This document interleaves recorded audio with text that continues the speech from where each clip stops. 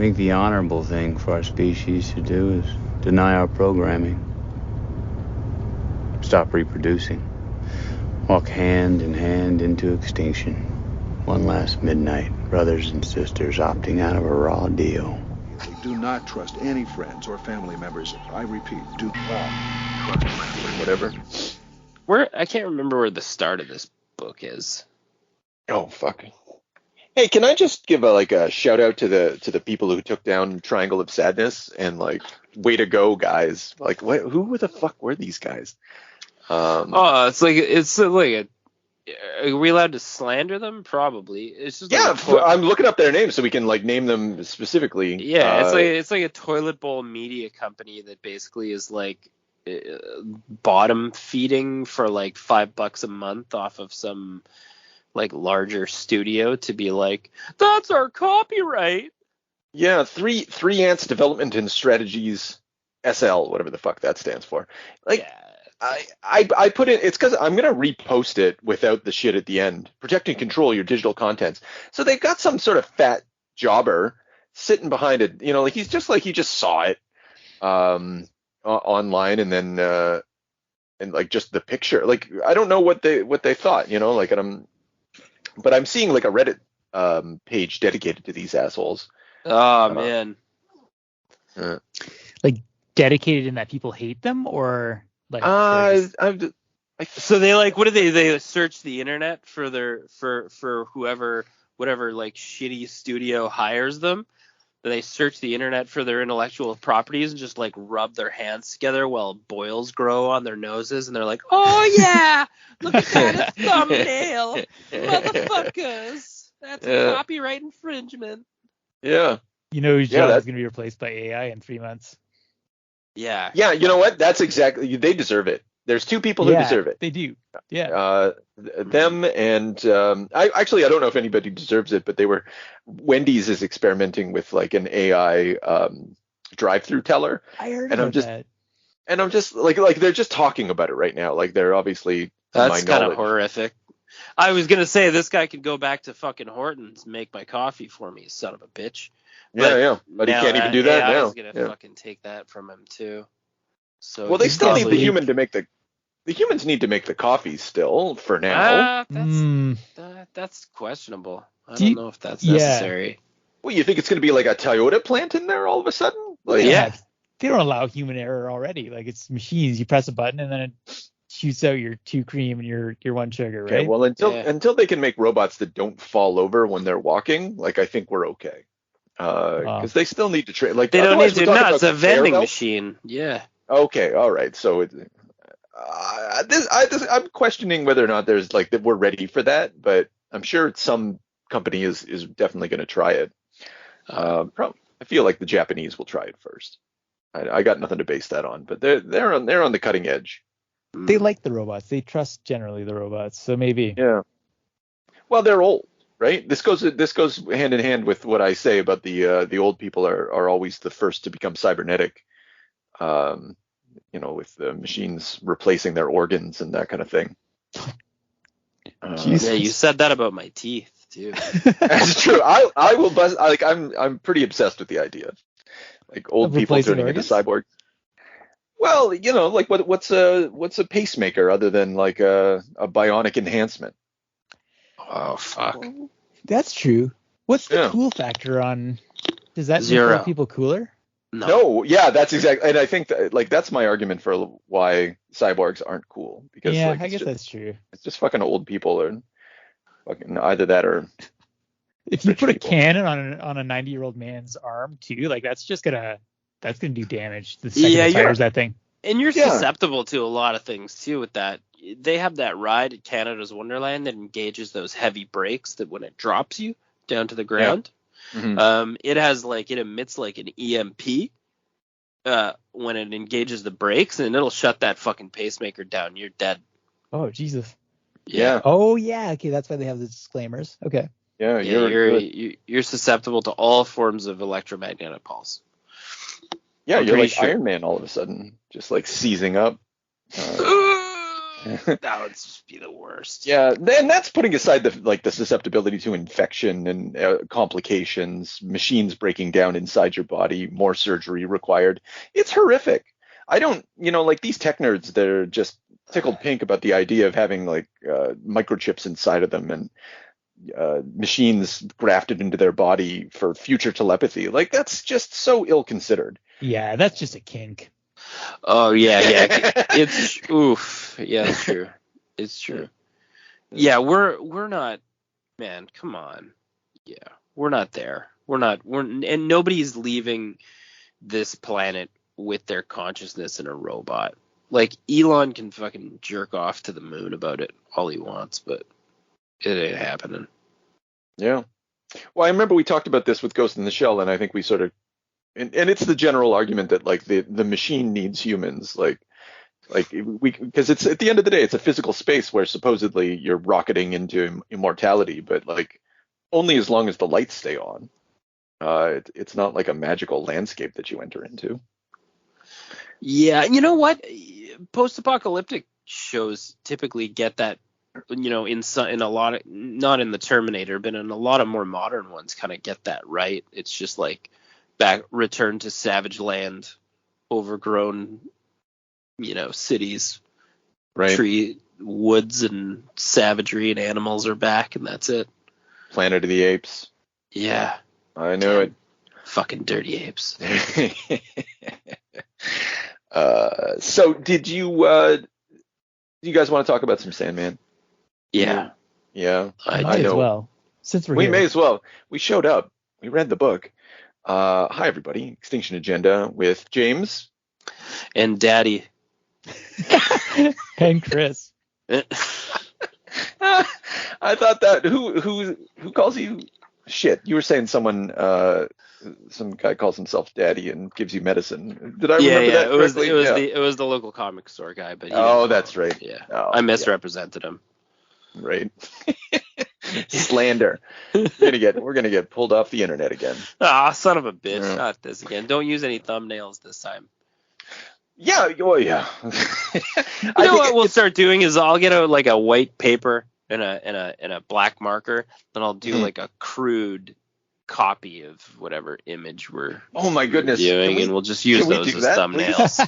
Can you please do that for the Triangle of Sadness though? Like easily. Because I'm gonna repost it and I'll just cut the audio. I think it's the audio clip at the end that I put in. Like it's a minute audio, and we get a strike for that. Like we don't get a strike, but we can't monetize our episodes when I use clips from stuff. But no one's ever taken us down. I just think they're being overzealous and fucking ridiculous, and it's ironic given the nature of the movie that that it's so anti-establishment and anti-capitalist. Yeah, like considering it's a shock that your studio even had any actors on board for that half-assery. Yeah. Anyway, Sandman, Neil Gaiman. We are in the penultimate installment of the Sandman, gentlemen. We are so close to the finish line. The kindly ones. This is so much Sandman was in this. 13 issues. This was, I can't imagine what it'd been like reading this on a month-to-month basis. I know I've said that a lot throughout the series, but like 13 issues on one story, like that's a year and a month. Yeah. That's a very rarely do you encounter that. Like it's a maxi series essentially, contained within a ongoing series, which people didn't really sort of realize was going to come to an end at some point. Well, apparently people who read it month to month didn't. This is from the interviews, and you probably read this as well, but they didn't enjoy it. They kind of had a lot of questions and nitpicks and just like had trouble remembering what was happening. But when read as a whole, and Neil said that he knew by this point that they were all going to be collected, so he could do this. Read as a whole, then people tend to really enjoy it and see it as one of the best stories in the collection. Yeah, and I'm in that camp for sure. I think this was, and it to my mind, like the reason I'm able to say that is just because this is finally it's just all plot. It's all coming together. It's all getting wrapped up. It's all moving forward, and like very rarely There's still a couple moments where it just like grinds to a halt for no particular fucking reason. But nonetheless, there's a propulsiveness to it, which is refreshing. But James, our Sandman naysayer, how did you feel about this one? So this was like you were sort of saying, this was this is the closest that we got to like an actual like driven story, where there were like stakes and characters wrapped back to there were callbacks to earlier graphic novels. There are characters that are actually like settling in to the narrative, and then there's also like stakes for the old the Lord Shaper. He's in danger now, which that was always kind of my like thing I turned my nose up, as I'm like, who cares what this fucking god's doing? We're not concerned about him at all. So that all changed, and then it was dragged down by, what the fuck was this art? Just I would have rather just read it. When the first time I read Kindly Ones, like way back yonder in the early days, the art really turned me off. I think when I read it the second time, I think it really turned me off. This time, I think I appreciated it more for its consistency. Consistently shitty. Yeah, that's yeah. I don't know. Like, okay, so the pages are legible. There's backgrounds are all rendered. Everything exists in space. It's just incredibly cartoony, and although it's incredibly cartoony, I do think that there's more lines on the page than are required, and it's a little dirtier than I think it needs to be. I think it kind of improves throughout a year and a half of, especially when he draws the fairies. Mark Hempel. But and there's a motiveness to him. Like, I don't know, like it has a lot of virtues that I didn't appreciate before. Like this individual, although I don't think I particularly like this art and wouldn't seek it out elsewhere, they weren't the worst choice for this. I think they might have even been a good choice, but also I think Gaiman has really bad taste in art, because he's like, I chose this guy, I just thought he was going to be a great fit, and I'm like, dude, you get way too much input on how this thing's working out. I found that I kind of like, it's like a weird filter that I kind of got used to as it went on, and I think you're right. I think it does improve as it goes. It is also shitty, like, I mean, but if you ignore the fact that the characters look all weird and distorted, then yeah, there's some, like you said, it's expressive. I think it can come off as a bit pop art, like especially I'm thinking of those scenes where Lyta is like wandering around and just like the sort of like flatness as her mind's unraveling, and it's just sort of like variations of the same panel, but with all the coloring is good too. I think that kind of helps a bit. Yeah, Mr. Bozo does the stuff, and then the lettering's great, consistently great. Yeah, I'll cut in and say the coloring was good. There was like a lot of atmosphere from the coloring, at least. It just looks like a fucking crayon drawings. Like, yeah, it's an odd choice. It is an odd choice, and I don't know. Like, so often, so the Alex Stevens guy who did the Dreams of the Cities episode from whatever the fuck it was called, the World's End, and this artist, and I think a couple other artists throughout the series, they were all associated with something called Piranha Press, which was like an early version of Vertigo published by DC Comics. And I think something like that doesn't really excuse any of the art or add to its quality or anything like that. I just kind of noticed the connection. So sometimes, like, I guess Neil and Karen Berger were looking at those guys and thinking that they were sort of on the edge kind of artists, and also they were in-house, so you could pull them in. Anyway, this always stood out as a weird choice, but I'm also noticing that some of the art I thought was like a little better is done by other people. So Yes. Give me slack here. Yeah, because, well, I don't know, the Christensen guy who steps in, and then when it's inked by Disraeli, I don't think that helps much better. The one that was drawn, actually, this Christensen one is when Rose goes to England, right? Yeah, that's where it like improves briefly. Yeah. Well, at the very least, it's got like a Philip Bond kind of thing going for it. Like it doesn't stick out very badly. It seems it's of a piece.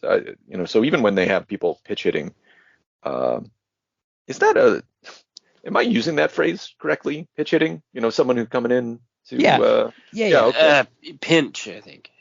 Pinch hitting. Yeah. Pinch hitting. It's pinch hitting? Yeah. Jesus Christ, I've been saying that wrong my entire life. Oh my God. Yeah. I lost all faith in you now. Oh man, me Ouch. too. I was Me anyway. too. Anyway, so even when they have a fill in, it's still sort of consistent. All right. Well, so we got a general sense of what we think of it. But what do we think of it? Do we have were you surprised that that Dream died, James? Spoilers? No, I had a feeling it was going in that direction. He didn't seem to have really. It was kind of, it was like anticlimactic and dumb because the witches didn't really. The Furies didn't really put him in any danger. He was never really in any direct danger. They were just like pissing in his pond essentially. Yeah. And then he just decided enough's enough, even though he let some casualties happen, which was an odd choice considering he then decides to take a stand after their casualties, which is just confusing and lacked. There was no motive for that really. So that was bizarre. When our pumpkin guy bit it. And then that's when the librarian I think tore a strip off him. Or no, that's right. Yeah, Lucius. Yeah. Lucian. And then he decides to put on his fucking helmet and go confront them, but they don't want to fight him and don't have to. So he just decides he's gonna kill himself to resolve it. So I don't know. It's one way to do it. Yeah, I guess. I'm interested to see where we're going from there. Yeah. But yeah, and I don't know. I liked I don't know. I really liked the little baby Daniel angle. That I was really sort of hooked in for that. The part his abduction and I was tuned in. I was tuned in for that where she goes out for dinner with Eric and then goes home and the baby's gone and then she sort of shuts down and sort of goes insane. Yeah. Well, it's I don't know. It's you can empathize with it. That's something you can easily latch onto. Yeah, and then the Nuala arc was very good too. That ran like parallel to it. That was great and touching and probably led to the saddest scene in the book, I thought, but so far. Which one? When she talks to Dream? Yeah, when she finally calls him and sort of professes her love, and he offers what he can give, a dream of love, and she's like, I already have it. Beat He's it. He's such a stone cold player. Oof, yeah. Baby, I give you a dream of my love. That was rock give you my heart. That was rough. Yeah. Yeah, she fucking, you know what though? She really bucked up. She gave some backbone. It was like, just take a fucking walk, Chief. Keep your boon. But yeah, this was good. This had stakes. It had a beginning and end. It had a good clean run through. Good. I don't know. Yeah. You know what's kind of interesting about the Nuala thing is that when what's his name? Her brother, Colquhoun? Cluracan? Cluracan. Oh, the Curican. Yeah, when he says that she's the Belle sans merci, like said like many men have like committed suicide for her beauty and stuff like that. And there's a dark reading of this where like technically Morpheus does as well, like in this warped way where he answers the call and she's called him to love her and yes, and he does respond to it. I thought that was kind of funny. Yeah. So what this story kind of reveals is that, at least I feel that this is what it reveals, is just like all this. So all these threads are coming together, and all this doom is coming towards Sandman. And actually, speaking of Nuala, like there is a moment, like it's almost the moment where he finally chooses suicide, when she's like when Clarican comes to get his sister, and he's like, well, what do you think? And he pauses for a moment. There's two panels. I can't find them quickly, but there's two panels. It's just silent sort of contemplation. And while you're reading it, you don't think, like, you don't have the rest of the story to plug into that moment. But knowing later that basically one could argue that he knew that Nuala was going to call him. He was like, here's the means to call me from my kingdom as it's being ripped apart. I know you will, because I know you're in love with me. And it's just another piece. It's the final piece put on the board of his own suicide attempt. And he's there's a moment there where like he contemplates it and perhaps might not have done it. But anyway, that's how I read it at this point. Having gone through it so often. Yeah, I see it there. You know the page I'm looking at? Yeah, it's subtle. He sort of puts his head down silently, and then he just looks back up, and he sort of made his decision. Yeah. So it's like you're in that moment, you're led to believe, well, it's because he feels affection for her. He'll miss her, and perhaps he will, but probably not, based on what we see later, where he's just like, I can't give you my love, but I'll, like we were saying. Even in that moment, she's crying after that meeting. She cries, and because she's like, he didn't even try to fight for me. Yeah, right. Because like she's just an instrument for this, what Odin calls this web that he's weaved, and he's at the center of it. But like he is simultaneously the fly and the spider, in that metaphor. Yeah, and that's. I had always thought that, I remember picking that up the first time I read it, but watching this time and, talking about it, the book as much as we have, and like feeling all these pieces, threads being put on the table, things being put on the table and finally being like brought together the way they are. And then to have that reversal, that it actually like Morpheus had done it to himself. And this whole story is like, he's actually been more effectual. Because we're always talking about how like he's just kind of a nothing in the story, but we've been watching him like establish this Rube Goldberg machine of death for himself throughout the entire thing. Yeah. Although you can place the moment of decision, like when like an alternate moment is when he rescues Loki. I thought about that too, as like, yeah, for sure. Yeah. Well, even also like when he just chooses to respond to the boon, like at an inopportune time, because he says that he knows that as long as he's in his realm, he can, whatever happens, like, because they just show up like a biker gang or some shit and just start wrecking shit up. But he's like, yeah, I can just fix all of this. And even the griffin, I guess the dirty end there, like your bones are old and like you're falling. That's upsetting. Yeah. That was upsetting. Yeah. It's just like, my lord, I cannot feel you, my lord. Yeah. And it takes on like a biblical significance. You're like, Jesus Christ. Yeah. And then like as soon as they come to his throne room, they're like, yeah, we fucked up your griffin. He's like, I could just build a new one that won't even remember that you did that. Yeah, because it didn't move. Yeah. He's so dark that way though. I think yeah.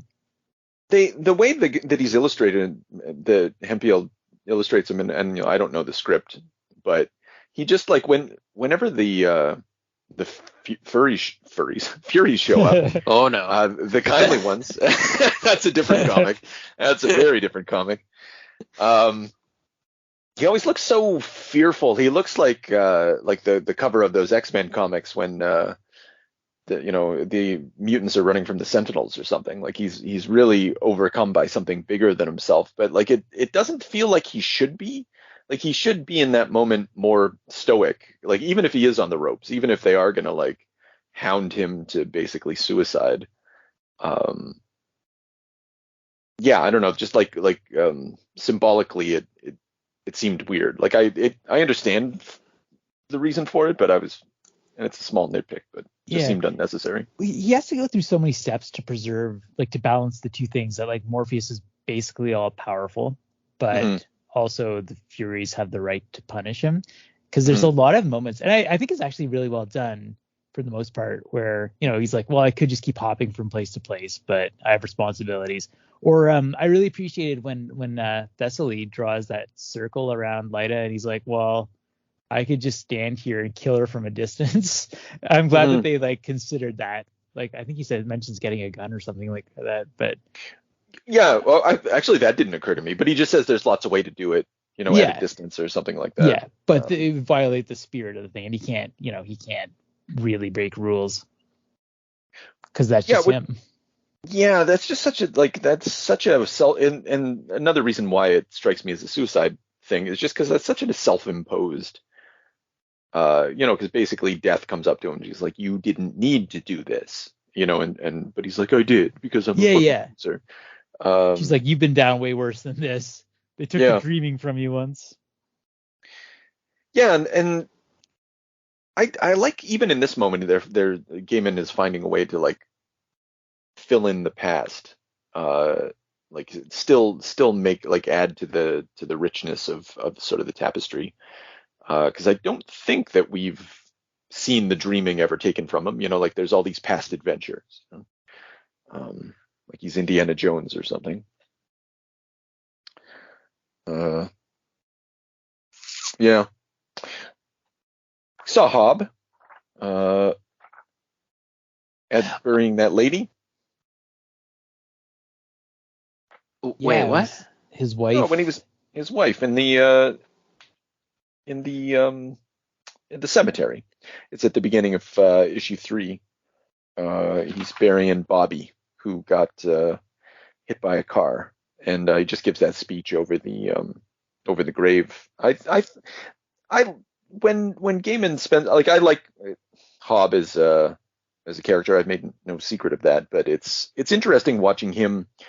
The contrast between like as I'm proposing, like Morpheus wants to die, like he's incapable of dying but wants to. He's choosing death, and then seeing simultaneously someone who, though only 600 years old, is and experiencing all this loss. We're just seeing like he's like, I've lost my wife, I've lost my children, I've lost multiple wives and multiple children, I've lost anything that I've ever loved, but like I will go on. And is guaranteed to lose more, and like people talk about that with immortality, and it's just good to see. Not good to see, but it pulls the emotion out of it, and it's a good contrast against Morpheus, who he's done with it. Yeah, because perhaps he's lonely, in the way that but Morpheus falls in love all the time, and if he would just stop putting his girlfriends in hell, then he's just getting rid of the bad ones. You see that too when he speaks with Death and he says, I'm tired. Yeah. I mean, arguably, if he put Thessaly in hell, he could have avoided some problems for himself, but I don't know. It's a different way to go, and we see what comes of it. Yeah. Wait, does he put Thessaly in hell? No, he didn't, and then it backfired. Bit him in the ass. Right. I'm still a little gray on Loki's motivation too. Well, he's just pissed off. He doesn't want to owe anything to anyone. That's really it. Loki's just being Loki, really. That's just his nature. It's very elaborate, though. Yeah. Well, he's Yeah, the Like trickster. roasting a baby to put that in motion. Like, yeah. Yeah, I don't understand why this plan, like why stealing Daniel and then roasting the mortality out of him, and then to what end, I'm not really sure. And to find out about it, and well, because I think like he has, for whatever reason, like just an absurd amount of knowledge about how to be the perfect trickster in this circumstance, because he knows about Lita. I suppose he must know about her, like it's going to drive her insane. I'm not sure why they have to burn the mortality. I do think it's explained, but it's like I haven't read this, and I just kind of skimmed it to refresh my memory. It's been weeks since I've read this. I do think that there's some sort of explanation about the burning the mortality away, but like, okay, so he must know about Lita. He must know like Lita's going to go crazy. He must know that somehow the Furies are going to get involved. And he's like, somehow he thinks that like he's aiming a gun at Morpheus through this, and it's not clear how he would know that, other than being a god, I guess. He shows up to show Lita like a picture of like the burning, like the burned baby. Like, oh yeah,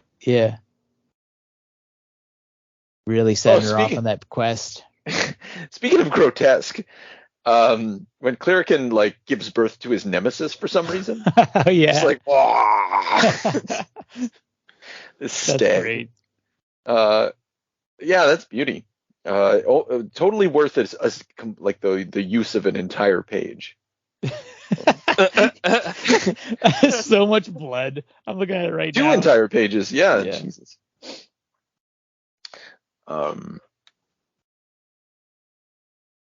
Nemesis. Sorry, I always mean the inescapable agent of someone or something's downfall. So it's fitting.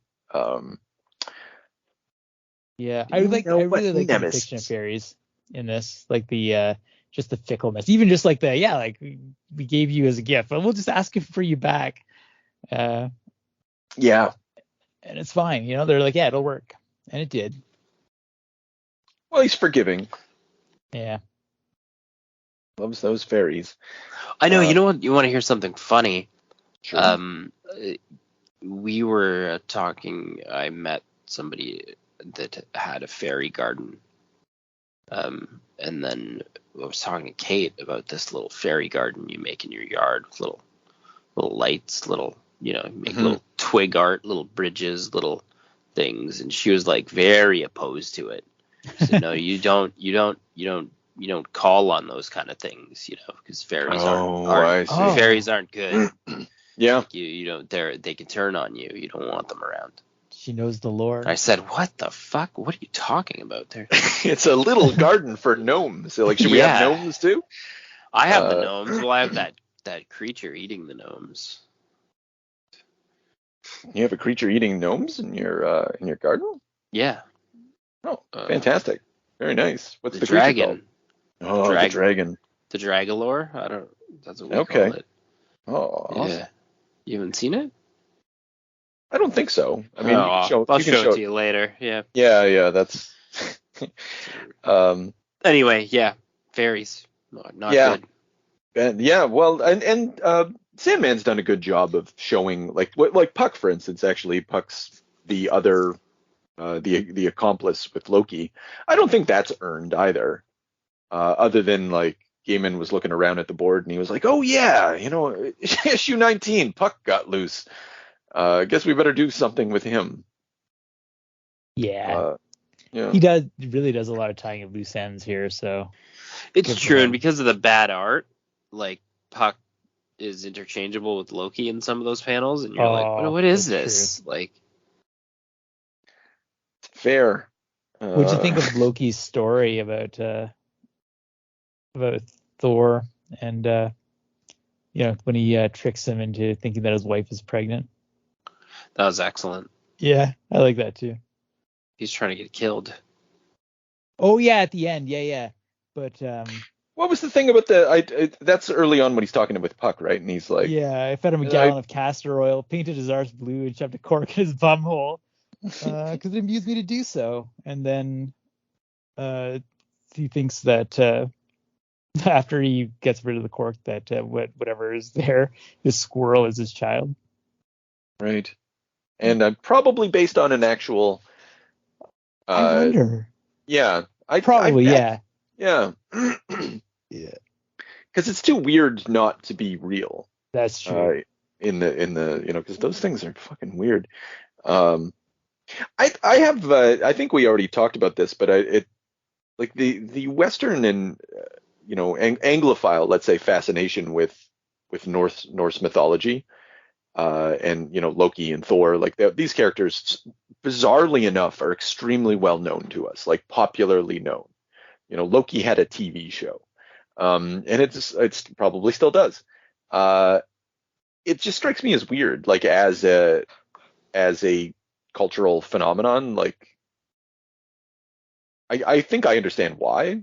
Like I don't we don't need to get into it, but it still always just strikes me as strange because like now whenever I read this, we've got Thor, we've got Loki. There's all sorts of cultural baggage attached to those characters that disrupts the narrative for me. Like I think, like this version of Thor is obviously not the superhero version of Thor, but this version of Loki is compatible in some ways, like with Marvel Comics version. And it weirds me out to think that Loki, enemy of the Avengers, is also like the death instrument of the personification of Dream. And I wonder if Marvel's ever fucked around with that. I bet Al Ewing did in his Loki series, or at the very least made some sort of reference because like it's kind of ripe for a crossover. I think this is a missed opportunity.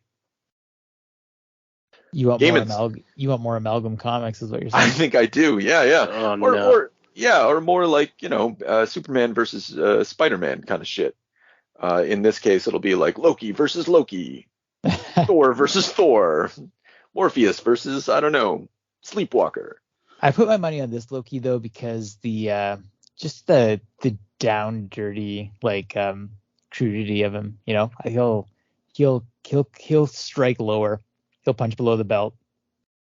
Oh yeah, he's all below belt. Yeah. There's nothing good about this guy. Yeah. He's not going to call some rock trolls and like cause some mischief. He's not going to cause like acts of vengeance. No. Or like, I know what I'll do. I'll get like Spider-Man villains to fight Avengers villains and Avengers villains to fight Fantastic Four villains. And no, he's just going to go straight to fucking your wife and making you cry. Yeah. Oh God. Oh man. It's true, and it's such a bad, like, I don't know. Yeah, I know what you mean by the baggage, though. It's like not.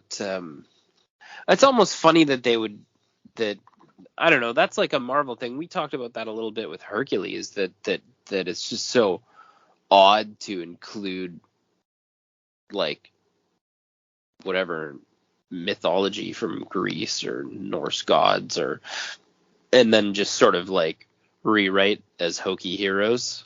Like, yeah, because then you're stuck with like in this place it makes a lot of sense. Like it's not that weird a choice. It's just it's a perfectly appropriate choice. But there's lots of trickster gods to choose from, and I guess the point is like what is the question that I have that doesn't need to be answered is like what is the fascination with Norse mythology, even with an author who is so well versed or apparently so well versed in different mythic traditions that it still stands out so strongly. It got into him as a kid though. Like that's I think it was starting with Marvel Comics, but then learning, right. the actual mythology behind it. And I don't know. This Loki is very true to form from the Norse legends. So I think it never feels jarring to me because it just feels like an extension of the sort of things that he does. Like he's just a viper. He's just going to turn on you. And like there's like exactly as Odin says when he shows up. Like I'm mad at you, Dream, but like you know what? Like I get it. You like everyone gets tricked by this guy, and like you're just another victim. So yeah. But he's not like, and that's the reversal that sort of happens at the end of this. Speaking with like Odin kind of intimates it as well, but then Death at the end, to my mind, kind of confirms it that like everybody or Odin in that moment thinks he's been tricked by Loki, but it's the other way around.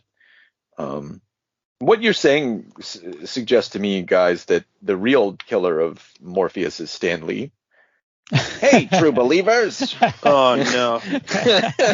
That's where it really started. Excelsior. Just striking from a distance. Yeah. Like a spear thrown 10,000 years ago and just center mass. Ah. I was happy to see the Corinthian back. I didn't think that I missed him. I love Turned the out I Corinthian did. in this. Yeah. Yeah, he goes like full blown hero. He's Yeah. It's a good choice because like it's a good contrast, right? Because he's a fucking killer. Like, and he is a killer. And you know what's so good about it too is like you never feel certain of his allegiance. Like I felt dread when like suddenly the Corinthian is alone with Daniel. And it's like, oh, like he's eating the eyes of a god, Loki, and he's like, I'm fucking high on power. And he's like, oh, so little boy, like come with me. You're like, this is a dangerous situation. I don't like this. But it never, the sort of loyalty that he ends up showing to Dream is kind of touching, as with Matthew. Mm-hmm.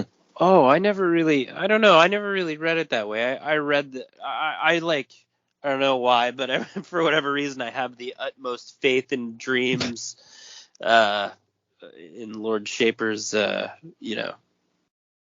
ability to control his own outcomes. And when he said that he'd reprogrammed him using only just a little sample of the past or whatever, I thought he had full control over him, or full control over his actions. I think what made me nervous is that he kept saying like, oh, like I'm remembering other stuff, like even though I'm me, like there's still like this core that I like of memories that I'm tapping into. Yeah, like you're right there, because they sort of planted that to make you be like, oh wow, was this a good idea or not? Like. Yeah, and I'm trying to find it. Like when he first starts flying around with Matthew, the raven's like, "While you're with me, you won't suffer harm by any other creature." And Matthew's like, "Oh, I feel so much better." And I just like that turn of phrase. Like it contains like a threat within it. I might kill you, but nobody else will. And then to reassure him, he smiles with his eyes too, which is so fucking creepy. And yeah, it's the perfect sort of hero. Like he's a nightmare. Like he's a literal nightmare. He's the dark mirror of humanity. And he's the hero of this. And there's a playfulness to that this, even though everyth's careening towards death, there is a playfulness. There's a self-awareness, like in all of when the three sisters, the three who are one, are talking, when they're talking about like cutting the thread, and this is also contained in the interviews, but it's pretty obvious in the text. Like he's commenting on Sandman itself, a couple loose ends. It is what it is. It's a little long, that kind of thing. Like it's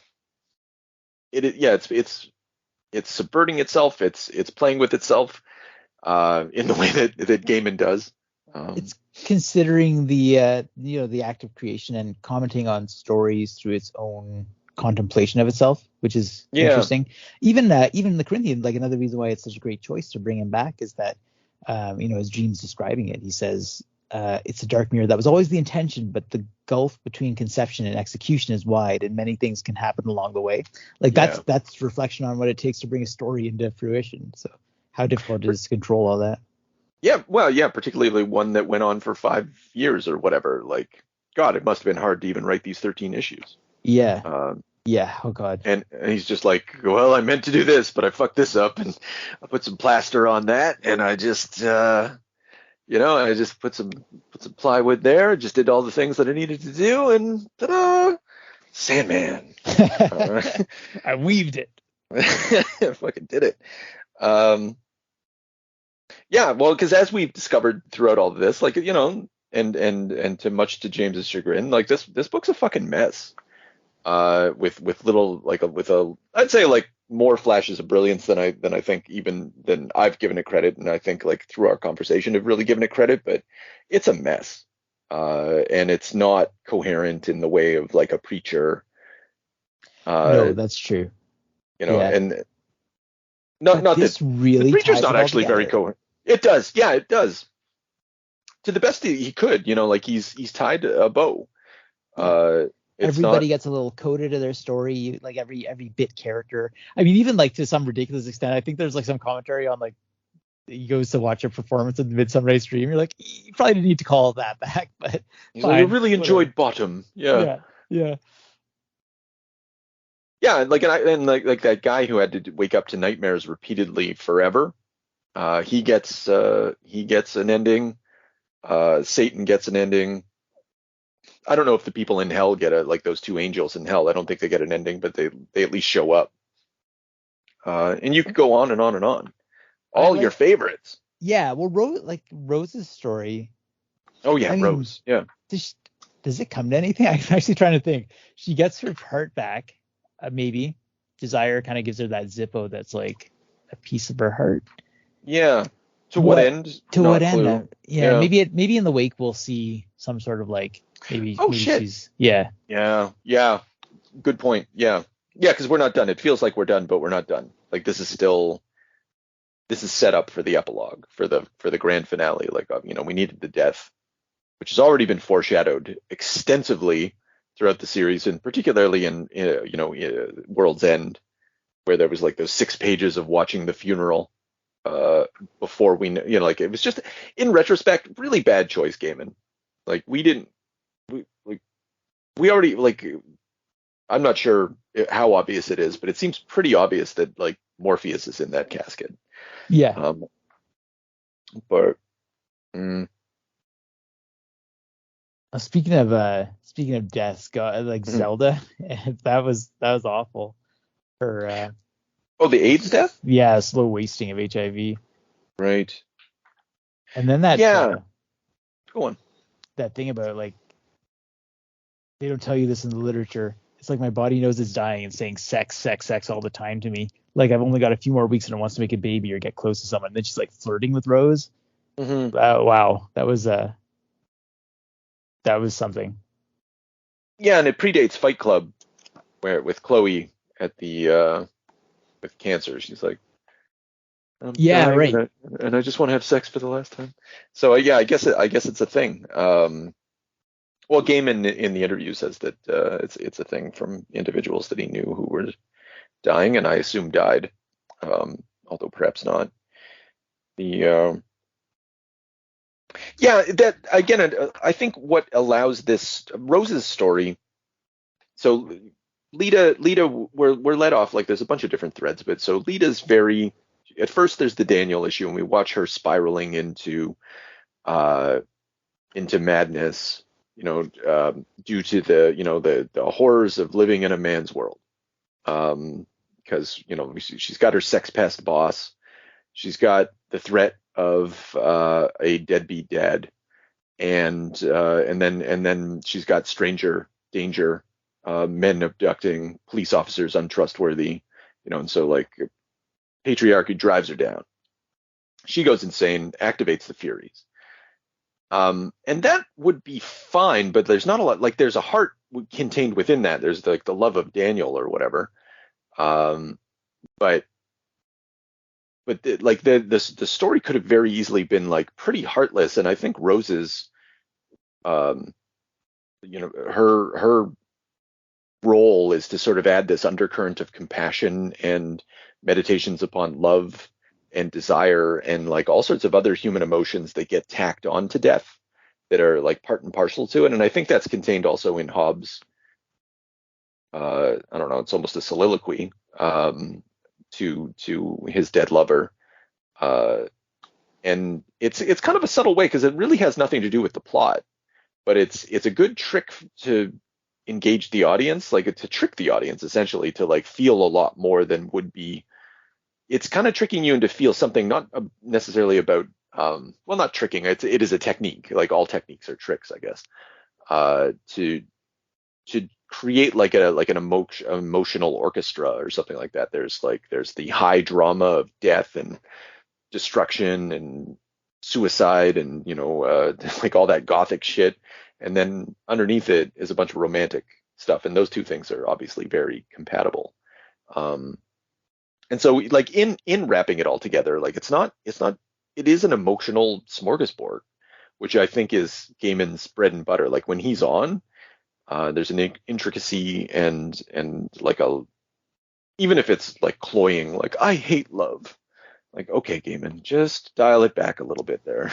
Except that even in that moment, like when as soon as she has that speech, and you're like, this is a little much. Desire's like, I liked you better when you're complaining about not feeling anything. So like even then he's aware, and just kind of letting characters have their voice, but then checking it. Yeah, I'm gonna be less kind and say that he can't control himself, and then he just likes to say, "Oh, I made a boo boo."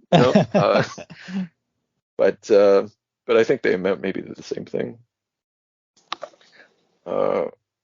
Yeah, he's relentlessly self-aware in a way that but also earnest. Like he really doesn't mind his own earnestness, and like God bless you, sir. I could never do that.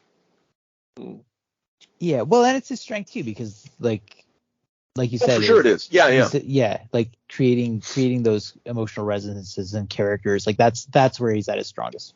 Absolutely. Yeah.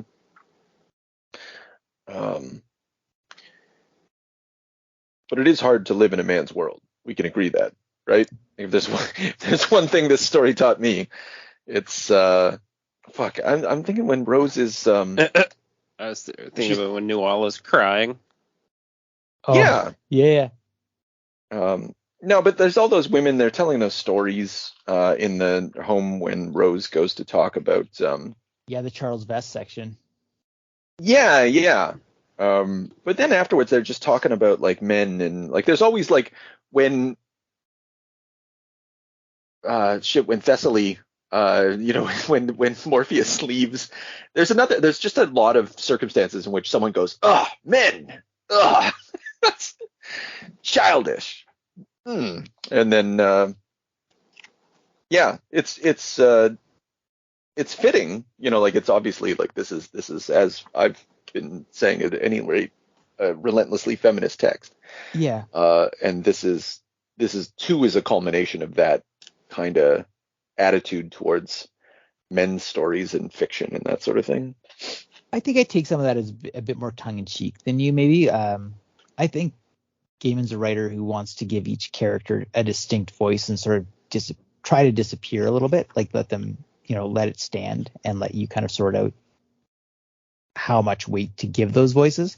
And one thing that supports that idea is just how the Furies are relentlessly manipulating the situation. And even when Lyta's like, oh, like there's my son, we don't need to do this anymore. They're like, shut up. Like he's still not really mortal anymore. So like, just shut up and like, let us do our thing. Cause we're going after this guy. Like he's definitely getting taken down. Yeah, but he's part of like a boys, like what is after Nuala leaves, who says it? Matthew's like, oh, it kind of feels like a boys club around here. And like, it's kind of a pathetic boys club. And Morpheus is like the ultimate, like maybe he's learning his lesson or whatever, but like he's long been established as like sure, he's just an awful shithead. He's not toxic masculinity. He's a certain sort of like narcissist. Yeah, I guess. Yeah, like he's toxic. It's just not necessarily masculinity, or it's a particular type.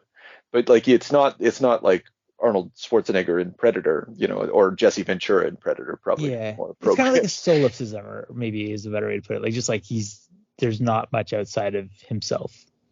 Yeah, so and his responsibilities.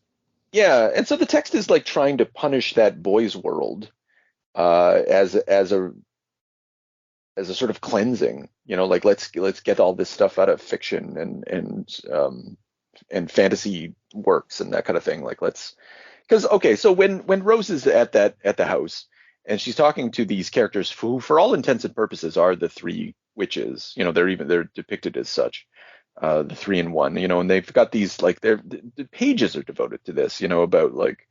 But here, like a woman shouldn't have to sleep her life away. Women aren't about dreaming. They're about the real world. Even your grandma woke before she died. Women are about waking rose, and then it shows like each of the different women, the different aspects. As mothers, we wake things from existence. As maidens, we wake them to joys and miseries of adulthood, wake them to worlds of lust and responsibility. And when their time's up, it's always us has to wash them and for the last time, and we lay them out for the wake. And then I think the world's end, like that woman who's just like, and I just have sex with my ex-husband and I eat pizza and I'm so sad. Right. And I can't find my, like, I think about that. I gave myself a little bit more time to think about that. Like her primary complaint was like, and I joined a theater troupe and art rejected me. And you're like, fuck off. And I just, the text seems to want, through the Furies, want to like, it is about a sort of like return to materiality. Like it's ironic and strange, and I don't fully know what to make of it. But like the text constantly wants to connect like woman to the carnal, to the material, to the bloody, to the, and at the same time, and then it pits that sentiment against masculinity, like a sort of masculine ideology or like habits within fantasy. And actively seeks to destroy that element and punish it, and then create something new, a white, pure, new Morpheus, and like but it doesn't do it in a way that I'm sure like some sort of right-wing shithead would just be flying off the rails right now, but I think it does it pretty well. Like as a thing, I'm just like, I think maybe it was required in 1990. Yeah, there's some probably kind of required now. To it. Yeah, and the one, like, even that is complicated a little bit in that, like, whatever Thessaly embodies, like, right. She's sort of mercenary about it. Like, I sold you out. It's not really personal. Like, they told me that they'd give me more life, and like that's the only thing I really care for. And then she makes that comment, like, I think that you care too much about people, and it's going to be your downfall. Yeah, well, I guess in that sense, she's an aspect of the Furies. Like, there are fucking vengeful bitches in this story. That's a real thing that exists, and this story accepts that as well. Like just as but then also, like to call someone a vengeful bitch is a way of keeping women in their place, and that's true too. And it does all those things, and so you're right. But anyway, it just seems like that. I didn't want it to go unremarked because it just strikes me as such an important part of how this, the mechanics of how this works, and the kind of like the larger sort of message that maybe is contained behind it. Because otherwise, I don't know what to make of it, other than like it's hard to pin. It's hard to pin down. It really is. Like the exact.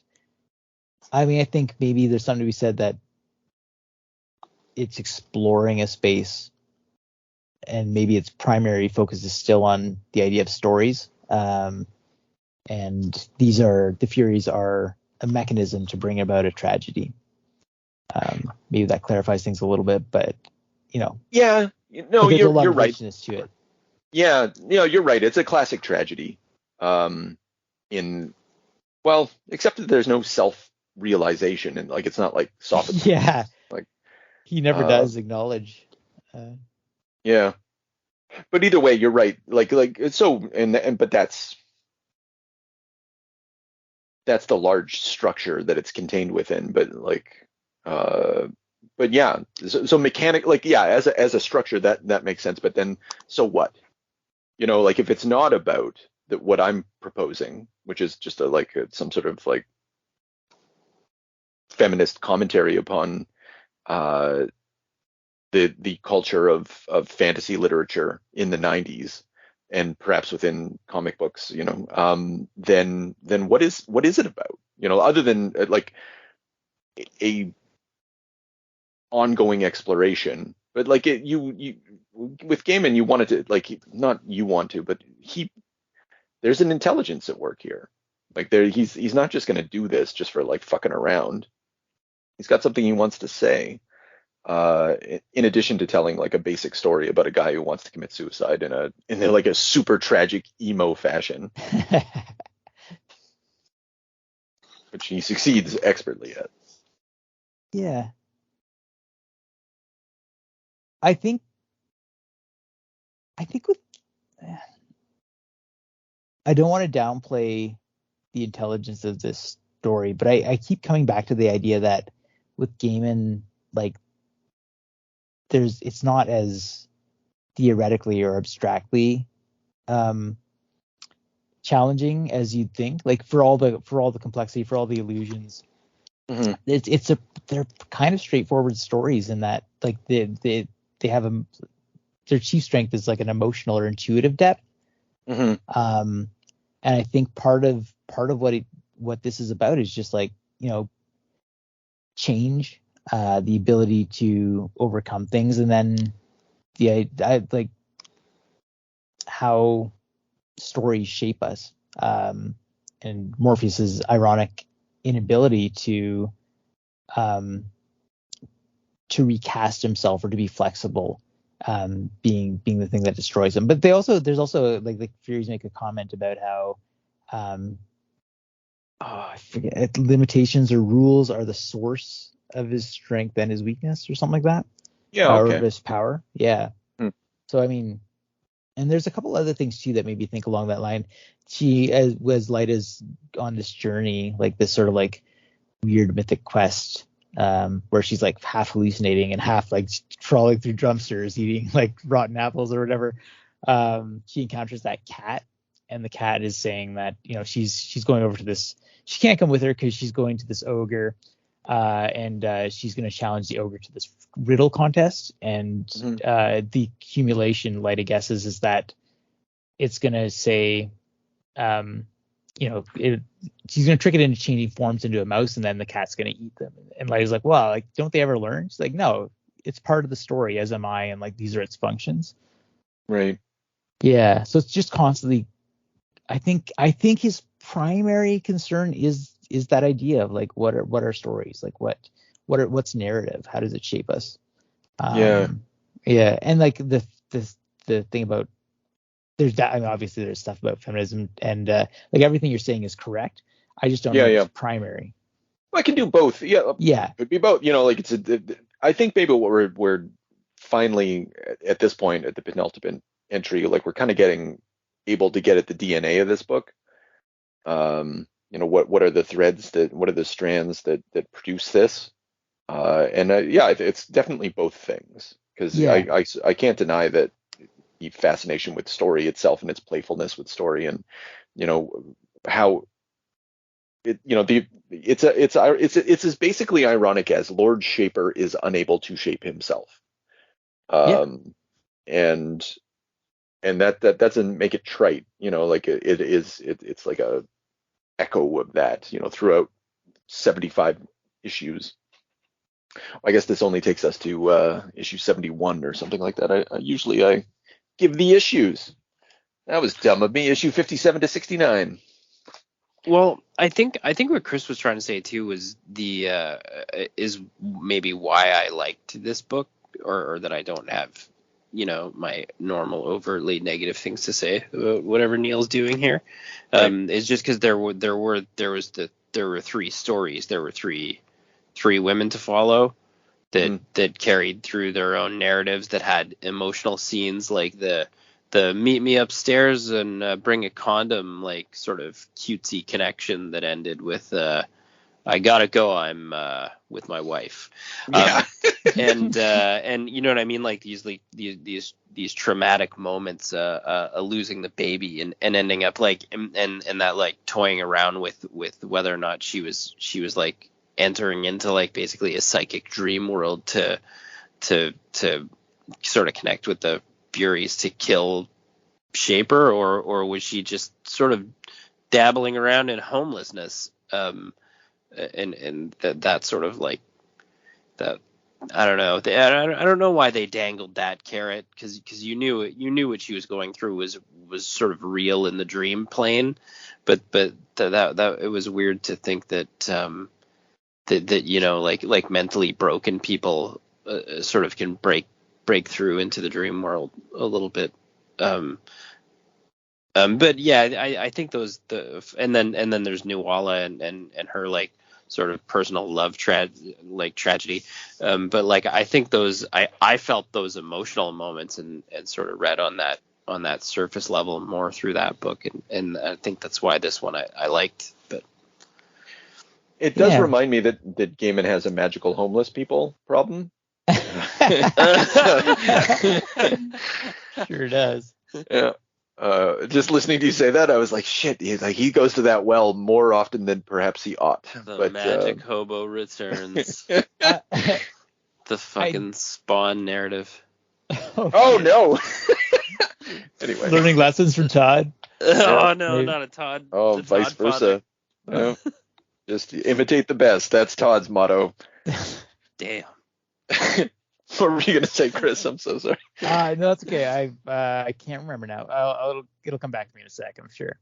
Okay. Right. That just made me think that there's that, like that, the gritty journey that she's going on in reality.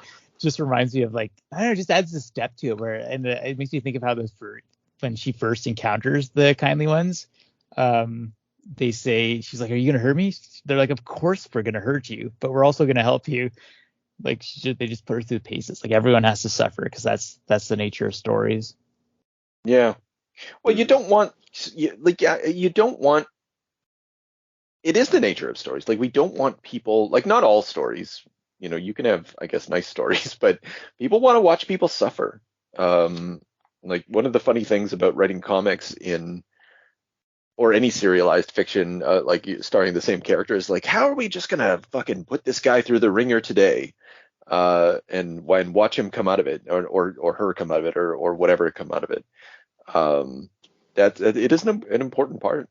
Yeah, it makes me think. I just read this book recently, and it was a horror story that focused on like Indigenous characters in Alberta, and like it did this lovely job of presenting an idea of family that's realistic, I'm sure, and like just really missing from depictions of Indigenous characters. But because it was so attached to the characters, like nothing bad happened to them really, and it was just like the story was so dull for that reason. Right. Yeah. So, like just need you need like the ones where bad stuff happens, where people suffer. That's what's worth reading. You need a fridging. Yeah, you need the fridge. I think that is what I'm saying. Yes. Yeah, that's what all adds up to. I don't think we learned a goddamn thing from Sandman. I think. We're back at the other side. We've regressed actually. Yeah. We were just like, we're reactionaries now, or at least maybe I am. The shit something contained. Well, although the Endless are immortal gods. Although theoretically they shouldn't experience anything like this story is very often like they all suffer, or they're all sort of cursed by their own existence, and some are trying to escape it, some are trying to kill themselves. So, like they've had deaths in the past, and I that helps, like for us to identify with them and like get on board with this mythology. Because otherwise, like I think if it was just like I am Dream and I am the embodiment of Dream, and like and they were just like the crypt keeper, like a very stoic crypt keeper, you'd be like, well, okay, I'm not interested. Yeah, give me some puns. Yeah. Well, that's another thing this book could have done a lot more with, like all this highfalutin nonsense. Just give me some puns. Man. Yeah. Joke about death a little. Yeah.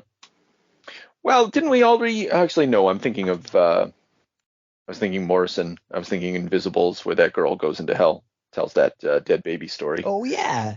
Yeah. Exactly. That's what we need. Yeah. Not hardly enough dead baby stories. Yeah.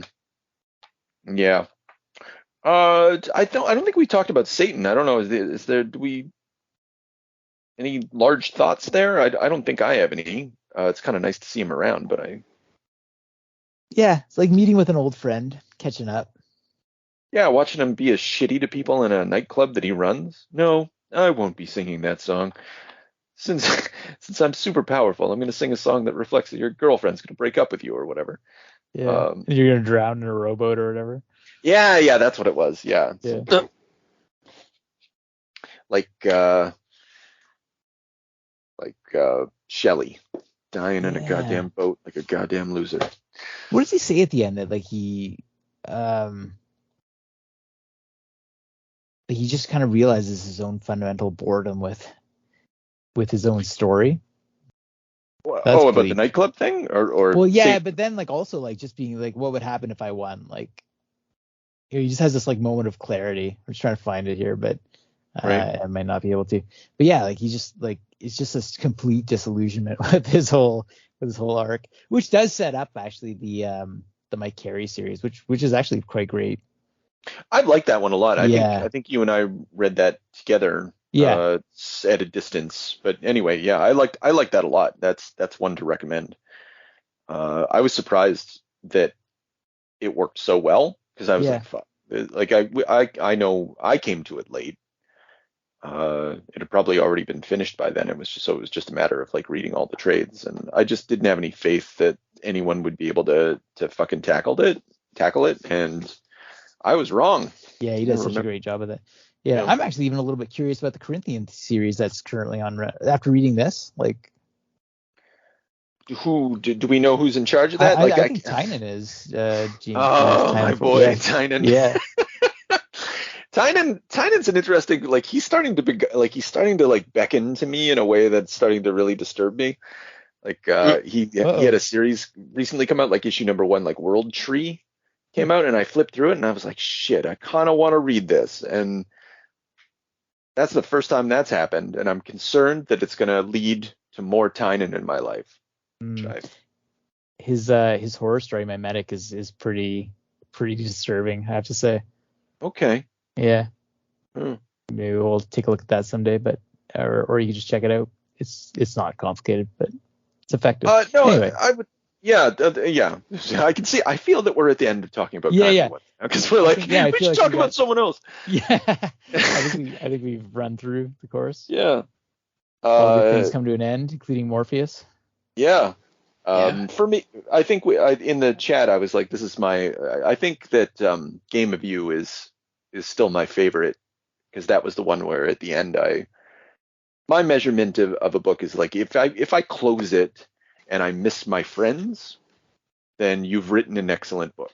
And Game of You was the book that made me feel that way, and the only one thus far that makes it, and probably one of the few comics that makes me feel that way. I didn't feel that here, but I really enjoyed it. I thought it was a kind of a little tour de force with some weirdo art.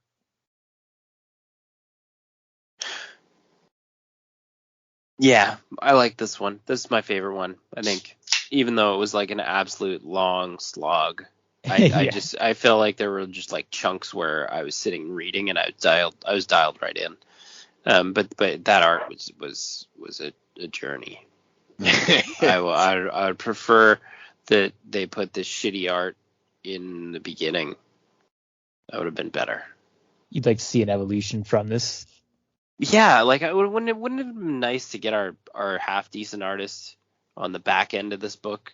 Well, you'll like the Wake then, maybe. Yeah. I haven't looked at it for a while, but I think so. I think the Wake is my recollection is that it's got some exceptional moments that like art moments. It's mostly Michael Zuli, right? Yeah, I think so. And yeah, it's been a while, and I've resisted. Although I read ahead, I've resisted because it's only 5 more issues. Like, we're so close to the end, guys. Mm-hmm. We're like, I know. I'm looking at my book number 5, my big giant deluxe edition number 5. That's 70% not involved. Yeah, but there's a Frank Quitely book, Frank Quitely story in there that you'll, which is mediocre but has Frank Quitely art, so it's great. Well, yeah, I won't read it. I'll just check out Frank.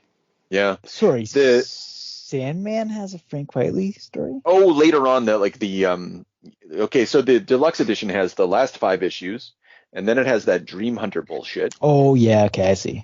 And then it has another collection of like Gaiman returning to Sandman with a bunch of like all-star artists. There's a Milo Manara one in there, which is super horny.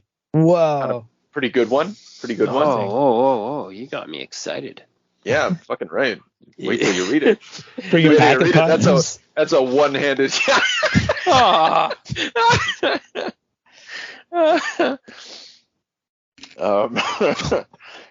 All right. Well, that'll do. So join us next time when we fucking finally wrap this piece of shit up. Yeah. It'd be funny if we just ghosted Sandman. Like, didn't. It doesn't need to end. Yeah. I don't know, man. Like, that's better to keep the relationship dangling. Yeah. That's what I've learned in life.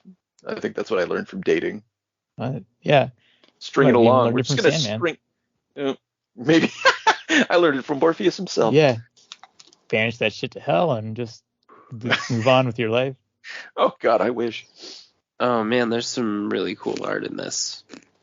Oh, there you go. All right. So tune in next time for some really cool art as we banish Sandman to hell. Yeah, fuck off.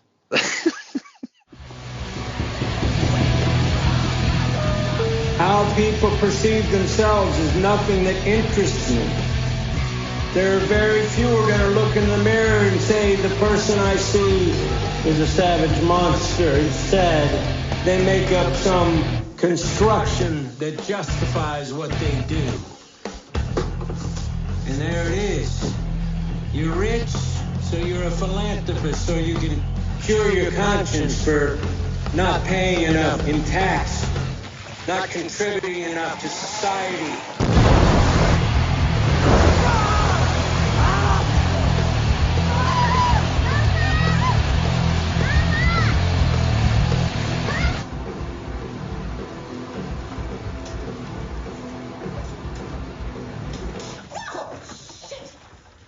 Oh, it hit me in the face. Oh my God. Fuck. Was that everything? How about this? The